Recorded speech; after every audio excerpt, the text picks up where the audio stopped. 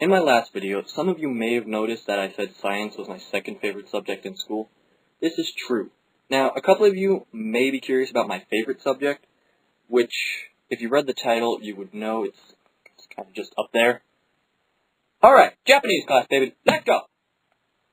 In Japanese, we learn how to write letters using pictures and sayings. I don't know if this goes for all Japanese classes in high school, but ours especially does it.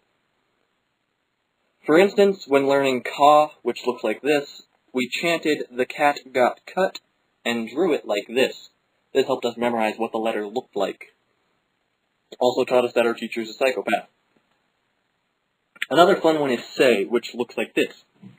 And then we chant, "Say it ain't so, Daddy." So, with a picture of this, sort of looks like a mouth. Another really fun one is ko, which we chant, "He's in a coma." And we draw a picture that looks like this. Now, they're not all dirty or not terrible, of course. Just take Sue. We yell, "It's a tsunami," and draw it like this. The house is just for detail and realism. So that way you can tell that this is an actual tsunami that can cause legitimate destruction, and you can get a view of its overall size.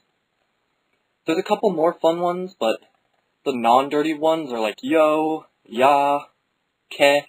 Well, nah, ke's kind of messed up. You can't have kegs until you're 21. It's a great one.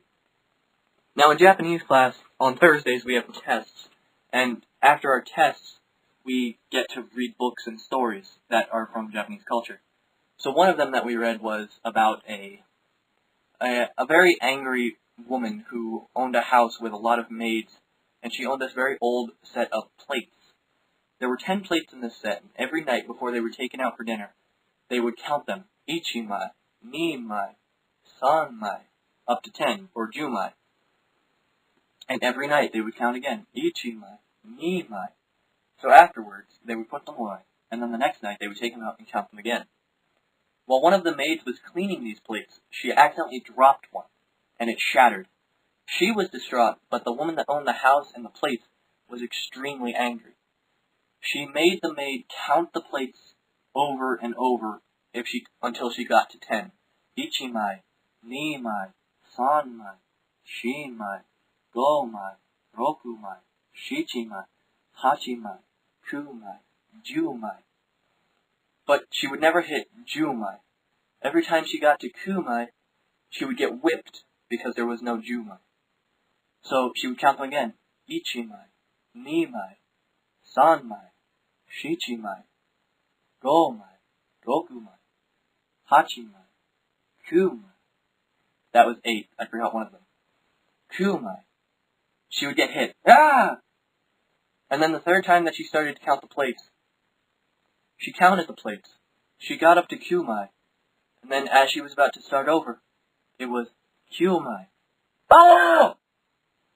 Her head had been chopped off, and her body and her dismembered head was thrown into the well outside of the house. So, it's an old legend that to this day you can still hear her counting ichimai, nimai, sanmai, shimai, gomai, rokumai, shichimai, kumai. Ah! And you still hear her scream. It's actually a really cool story. I'm in my closet still. Still need friends. God, I hate end cards. Hop in the